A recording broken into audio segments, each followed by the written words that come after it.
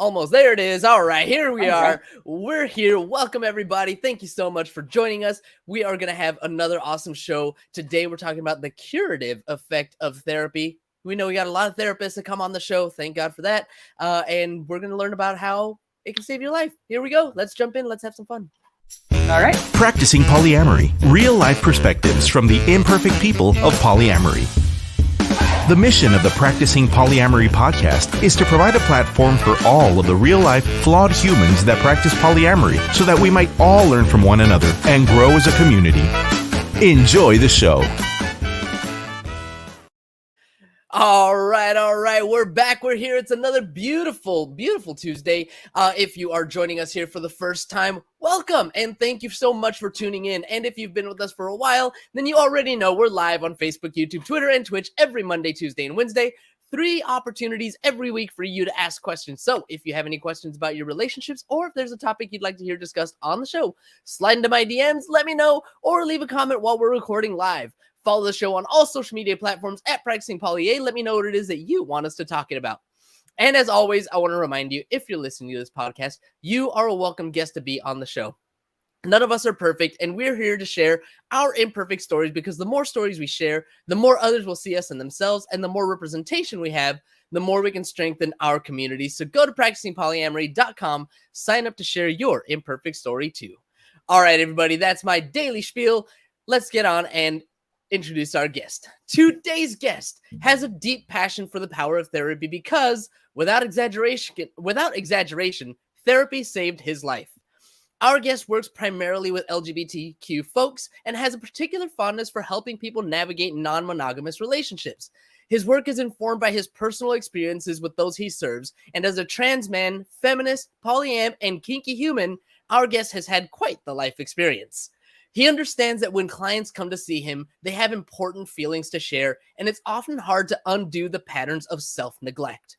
Our guest helps you tell people your truths, practicing self-care that goes beyond the superficial and helping you embrace your inner bitch and discover just how juicy life can be. Tune in today to hear how life-changing therapy can be, how our guest can help you create a plan for your life's journey, and how together you can work toward more pleasure, more security, and more joy. Joining us today from the greatest city in the world, that's New York for non-Hamilton fans, welcome to the show, Kieran Grosman. Oh my God.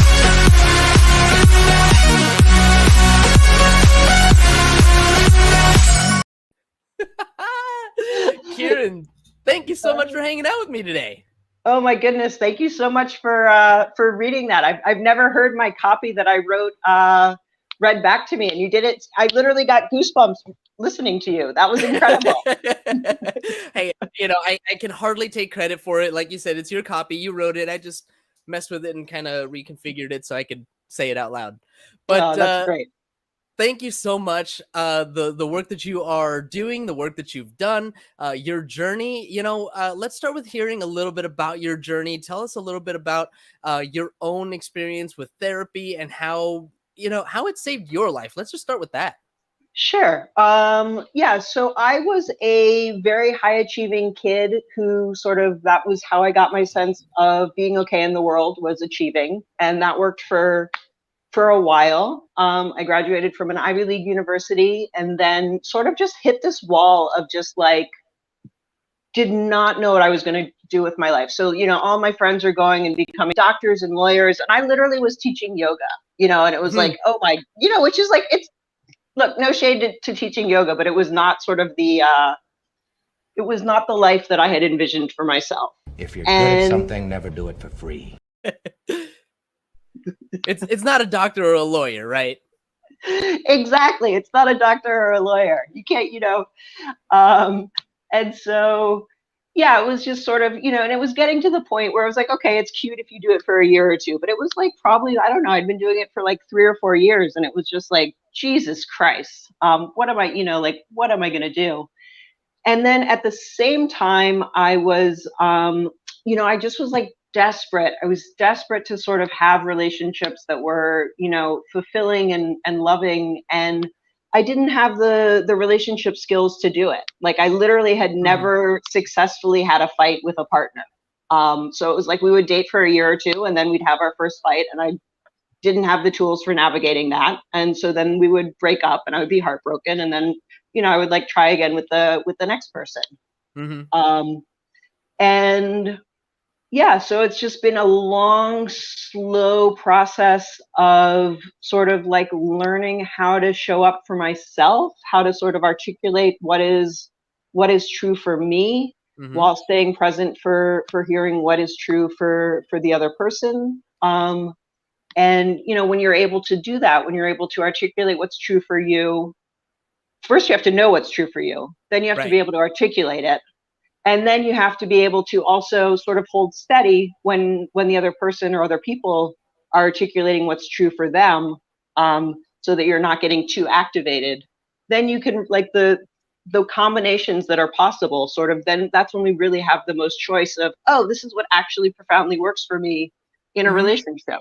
And so that's been an amazing journey to get to a place to have these skills that on some level seem like they're so basic, and on the other hand, I was never taught them, so I didn't know how to do them until I learned how to do them, basically. Yeah, I mean, not to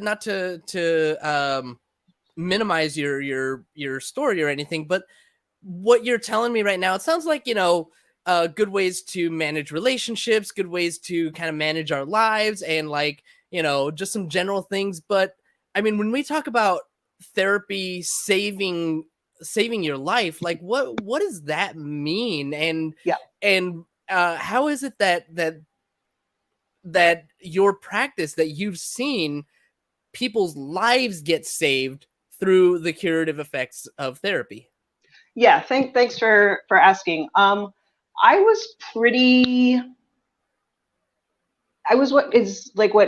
word is dyslymic, which basically means low grade depression. So I wasn't depressed in the sense of like, I never lost a day of work. I was always able to get up and function. But there were literally probably 15 years of my life from about 20 to 35 where, like, literally, if, I was like, kind of like, is this it? Like, because if this is it, I'm not, like, if I could just be done with this, I'd be happy to be done right now. Like, it just didn't feel like it was so I don't know. I mean, there were definitely like peak moments, right? Like there were moments of intense pleasure. There were moments of connection. There were moments of joy. But the overall sense was it just was so painful to be a person in the world and to sort of feel so sort of perpetually misunderstood. And, part of that I think is because I was a queer person, because I was a trans person, but I wasn't out as trans yet. So there were still a lot of ways in which I was really trying to come to a place of knowing what is true for me. Just like, if you had told me like actually life will be pleasurable and will be a source of joy and something that you're like jazzed about doing, I would have thought that was a ridiculous statement. Gotcha. So like, if we're looking at it on a scale of like 1 to 10, where 10 is super happy and 0 is, super depressed, I guess like a quote unquote normal person would, basically range between like 4, 5, 6, and then, moments of 10s and moments of 0, but ranging around that 4, 5, 6. Whereas in your life, you were more like 1, 2, 3, or, 0.5, 2, 3, whatever. Like 0.5, definitely on the 1, low end. 1.5. And you would still experience the highs and the lows, but mostly staying on the low end. So you found therapy that really helped. And, speaking to the queer experience, right? Yeah. I can't speak to it. I just, want to learn from you what that experience is. What is it that I guess that queer folks should expect or should ask for when getting into therapy to, as you said, discover who they really are and find that authenticity within themselves? Yeah, thanks for asking that question. I think it's okay, especially sort of with the movement away from sort of in-person sessions. That's actually great for people who want therapy, because it means suddenly they have access to a much wider array of people who they can do therapy with. So let's say that they, let's say they're in a smaller town or something like that. Like, it kind of doesn't matter, because suddenly you can work with people who live in the big cities. So you'll have access to way more therapists. And I think it's profoundly okay to want a queer therapist. I think it's profoundly okay to want someone who sort of like, when you look at them, you say, yeah, this is who I imagine what I'd want my life to be like in, 10 or 15 years or 5 years or whatever. So I tend to see a lot of younger sort of like, transmasculine clients, and I think it's because they see in me like there's sort of some hope, like, oh wow, like this person seems like they have it together. Obviously I don't have it all together, but I have it way more together than I did when I was in my mid 20s. And so that's profoundly okay. You're allowed to sort of be picky, so that you can have someone who sort of mirrors some parts of your experiences that's important, and that mirroring actually can be very, very useful and lovely when it happens. Yeah, for sure. I feel like that's definitely important to be able to relate in that way. I mean, if I was cis hetero therapist and somebody came to me with trans, queer, non-binary issues, I don't have necessarily the life experience that you do to be able to share and help guide them through that stuff. So I imagine that's why your heart is in that community. Something that we kind of talked about before is some of the things that you're seeing in your practice is I don't know if I want to say a pattern, but that you've seen people in polyamorous relationships or people in relationships who are discovering within themselves that they have this queer or trans, non-binary, whatever identity that they're coming to terms with. Can you tell me a little bit about what you've been seeing, about what that experience has been for your clients, and I guess how you're helping to guide them through? Yeah, thanks for bringing that up. I guess I'm so shocked by what it was like for me as a trans person to sort of come into feeling like it was okay to be trans. I mean, I went to Brown. I went to a very liberal university, and I remember even there sort of feeling like, I think if I transitioned, like I would not it would not be okay. And even within my own personal relationship, I dated a woman for 10 years, and I didn't transition until we broke up. And I think it was because I didn't give myself the internal permission to imagine what that would even be like within the context of that relationship. And what I've seen recently is just, there's like this, like a cis dude. I'm doing couples therapy with this one couple, and it's just like, he's just like a presumably, cis heterosexual guy, and his partner just came out as non-binary, and the level of sort of just like care and sort of like sweetness that he is sort of embracing that change with is so mind-blowing and sweet to me. Like, it's really just, it's sort of a level of acceptance that is almost impossible for me to have imagined, even 10 years ago.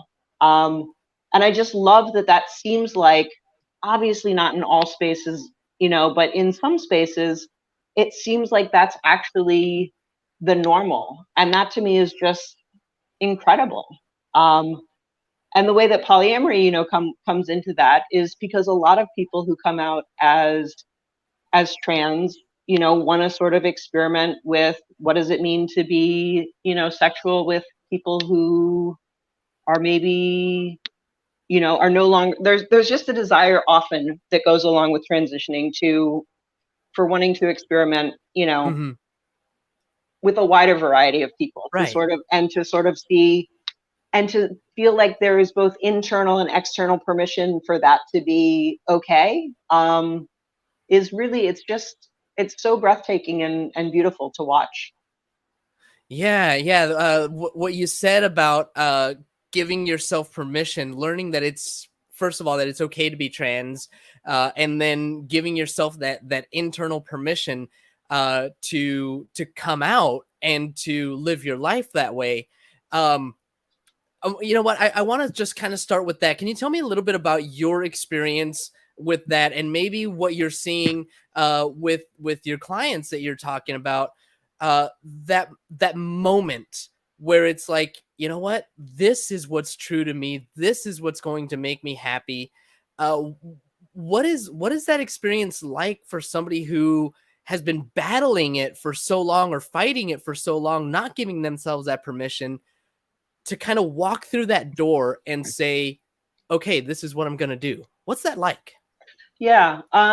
So I think when I came out as trans, and I came out as trans probably 6 years ago, so in my late 30s, no one was surprised. I was someone who, had been a tomboy. Then I was a butch dyke. I wrote my undergraduate thesis on transsexual autobiography.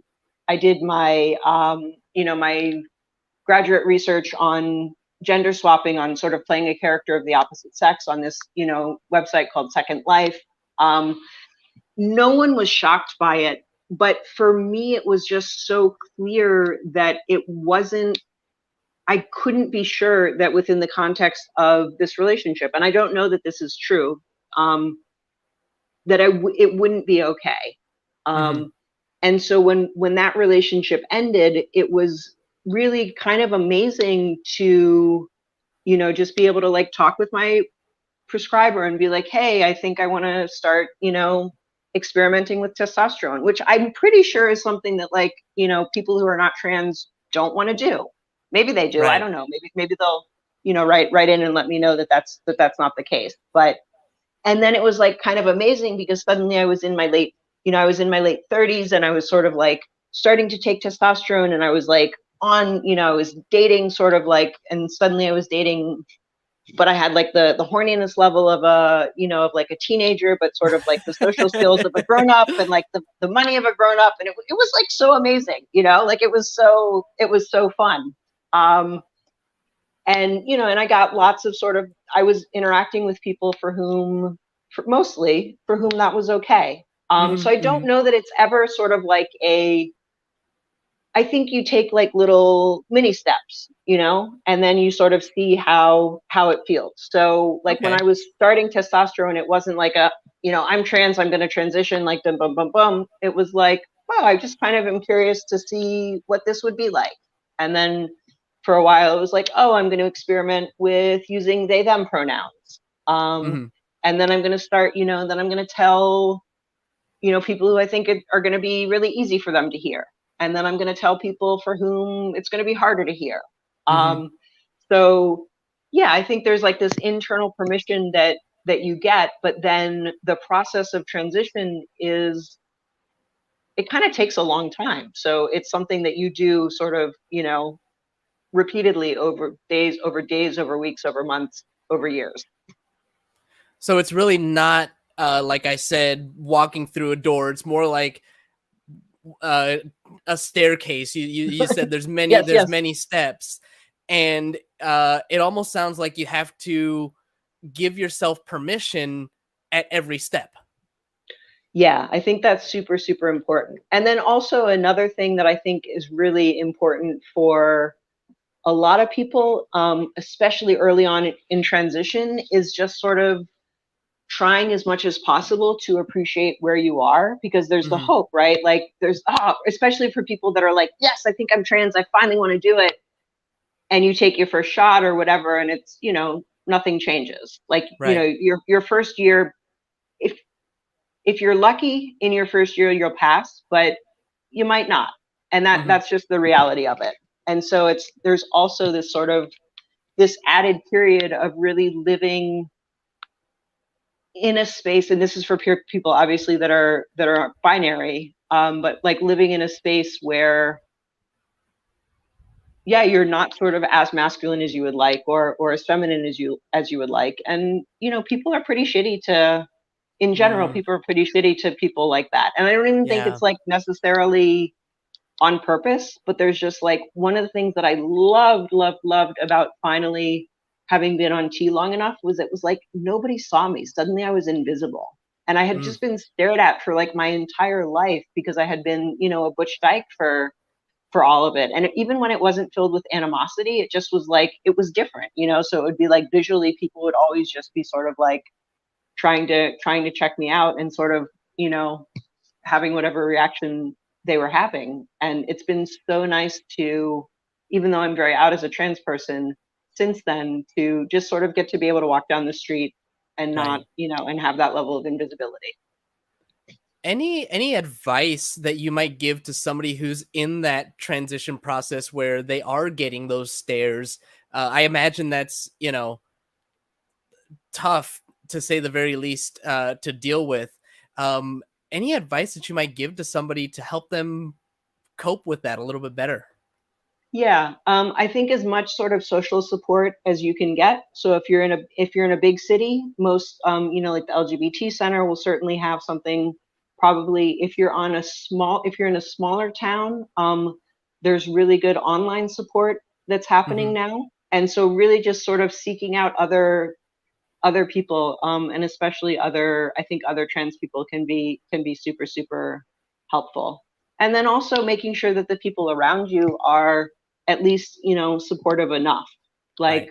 you can't expect people to sort of like get it overnight, but there should be movement towards sort of using your right pronouns, using a new name if you have it, and yeah, people who are sort of wanting more to support you in what you're going through, as opposed to, obviously trying to convince you that what you're doing is wrong, but also Right. like wanting to make it more about them and their experiences of, oh my God, this is so hard for me, like Hmm. you don't really need to take that on, especially during the first year. Yeah, yeah. So it really is about creating that support network, surrounding yourself with people that are supportive and are going to, I guess, cheer you on and not drag you down. The other thing that I wanted to ask you about was, you mentioned using polyamory as kind of a solution. You said, when we were talking about that internal permission, first is that internal permission to just be trans, and the other is giving ourselves the internal permission to explore what that means in our relationships. Um, I don't know if the couple that you were talking about, if prior to this realization, were they monogamous, and if so, uh, let's just talk about it from like a monogamous, hetero standpoint. And so we get, one partner who is discovering that they are in fact trans or queer or what have you, and they're making that transition. And as part of it, they want to do that exploration of relationships. What kinds of things are those couples going through, and what do you tell them? Yeah. I think that, it's sort of just the general stuff, but go really, really slowly. Make sure that at least both people ideally should feel at least neutral. If both people can feel even a little bit positive about it, or sort of have something about it that will feel good to them, there's a much, much better chance that that's going to be successful than if one Hmm. person is doing it and the other person is, just sort of like, oh well, if you must, or whatever, Right. sort of covering their noses.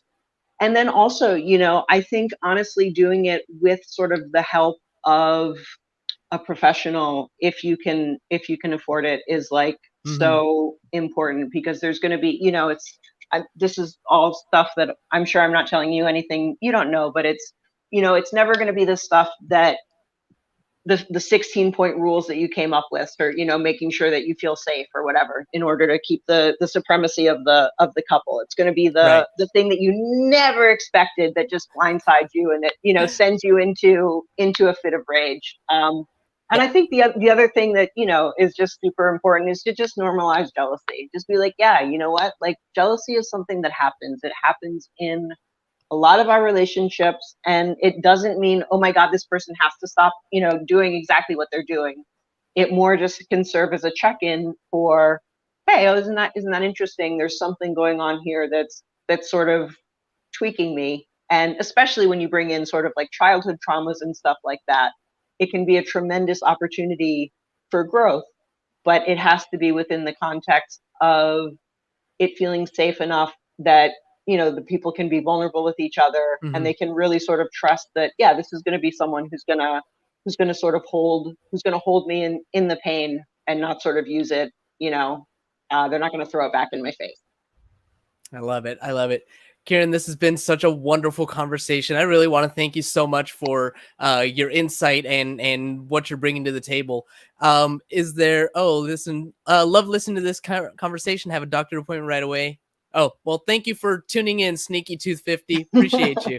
But they're right. This has been an amazing conversation. I really appreciate, like I said, everything that you've brought to the table. Is there any last thoughts that you might want to leave with our maybe baby trans, baby queers, folks that are starting to walk into here? Maybe something that I missed or something that I forgot to ask. Last thoughts.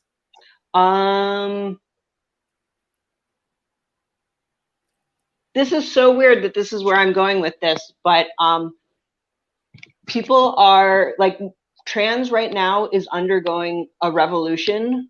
And I think especially for some of the younger queers, there's a lot of self-righteousness that I see, and sort of a sense of like, oh my God, I can't believe that it's taking them as long as it's taking them to get it. And maybe just a little gentleness, just sort of, I don't know that younger baby queers can actually sort of understand how profoundly things have shifted, especially when it comes to polyamory and transness over the last 10 or 15 years. Like, we're just at such a different place. And, you know, yeah, you want to have people around that are supportive, and also a little bit of gentleness with some of the older people, I think can also go a long way towards healing some of those intergenerational rifts.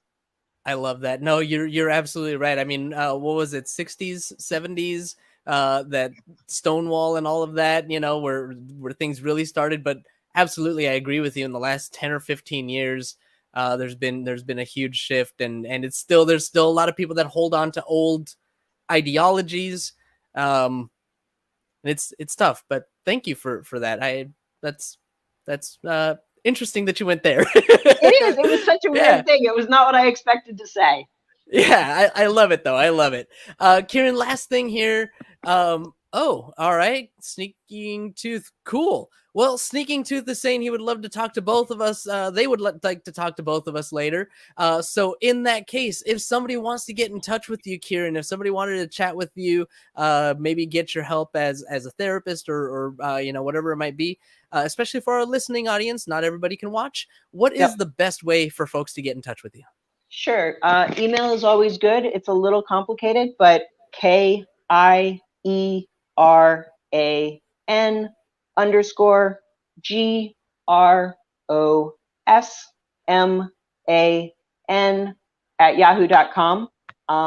You know what? Google Kieran Grosman, KIERAN_GROSMAN. You'll get my website, and it has a contact form. They can either call me from that, or they can just shoot me an email using that. Any of those ways is fine. Perfect. That'll work. Well, thank you again, Kieran, so much. This has been seriously such an amazing conversation. So much really good insight, and I just appreciate you spending the time with me here this evening. It was lovely. Thanks so much for your good questions. I really appreciate it.